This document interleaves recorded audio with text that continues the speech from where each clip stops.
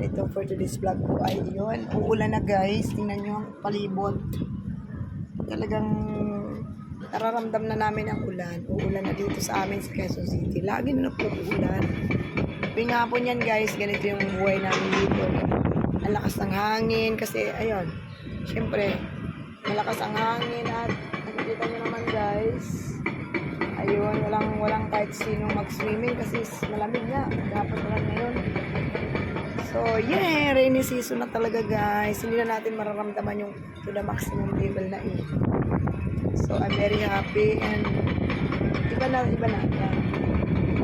So, nakikita nyo guys kung gaano na ngayon. Mabilis na ang panahon ng ulan. Happy na naman ang aking mga halaman. Yeah! Ayun.